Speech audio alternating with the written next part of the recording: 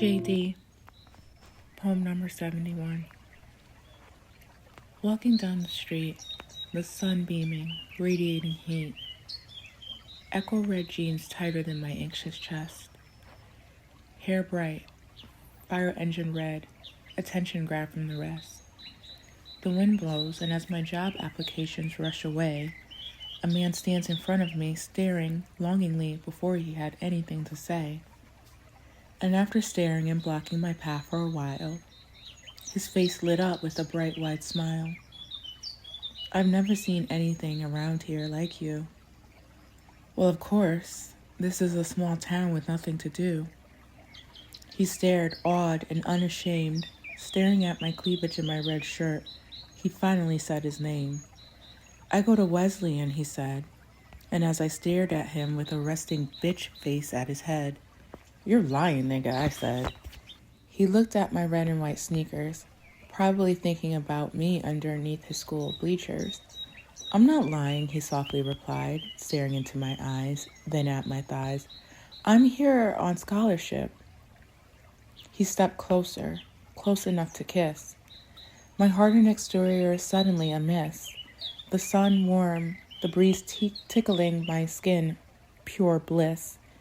He said he was from New Jersey. He was slightly older, 22, but not bad, so don't worry. I gave him my number. We talked on the phone for hours unencumbered. Our first date, we just walked in the park. Laughing and joking, it was easy to get to my heart. Every time I'd see him, he gave me cigarettes, money, and candy. He showed me how much of a respectable man he could be. We spent hours laying on the land, entwined, feet and hands, kissing in alleyways, floating in lust haze. I was 17, so he couldn't make love to me. Matter of fact, since I was underage, his dorm wouldn't accept me as his company. So there was the park, him going down on me by the river rocks. But that was the extent of our sex.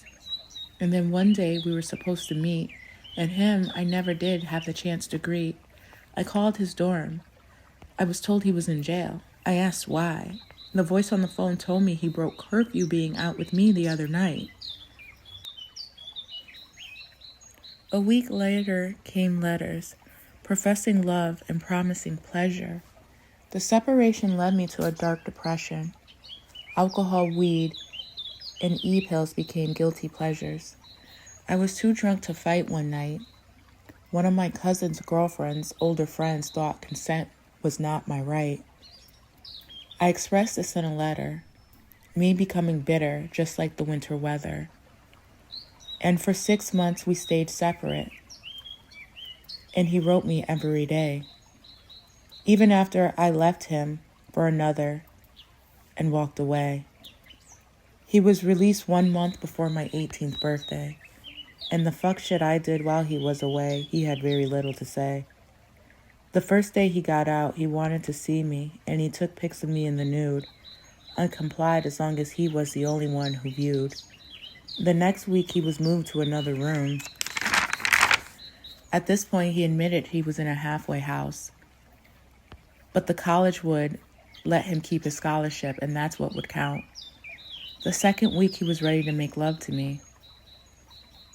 Despite dating, it never happened, so I excitedly agreed. He was very excited to see, touch, and taste, but when it came to penetration, his smile erased. Right before he'd go flaccid, me wondering what I did, he told me he could see me fucking another, and his rage shortly uncovered. We argued, and for the first time he hit me. Actually, it was just a slight kick, so insignificant it could be overlooked or missed. But the second time, he threw my Air Force One at me, hitting me in my eye, and choked me so badly it took 4 men to pull him off. I thought I'd surely die. The cops came. They did nothing after all. They said I, too, was to blame. And he threatened to arrest us both if he saw us together. But his warning was not heeded, but weathered.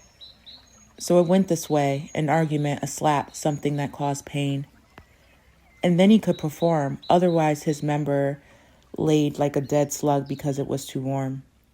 By the time my birthday came, it continued this cycle in this way. He'd hit me, then shove his half-erect penis into my pussy. I was too young to realize he had ED and definitely too naive. He was a sadist. In fact, him slamming and choking me made him the hardest. I figured it out after a bad fight and physical bout. He had lifted me above his 6'2" frame, held me in the air, and stared for several seconds. Then he rotated me so my body was parallel to the floor, held me there for some time more, all the while staring into my eyes, and then with an evil smirk, or it could even be considered a smile, he slammed me onto the kitchen floor tile, sat on me and growled, lips curled up in a snarl. "You're mine, bitch," he said.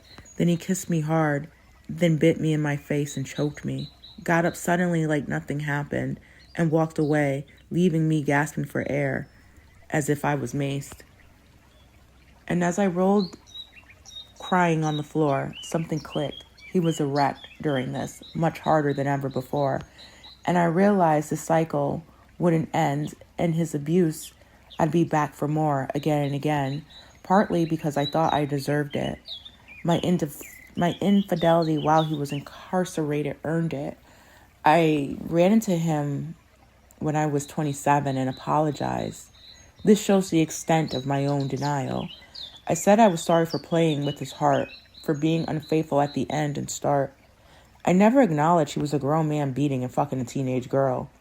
Jailbait to barely legal. Now, as a real adult, my own stomach churns.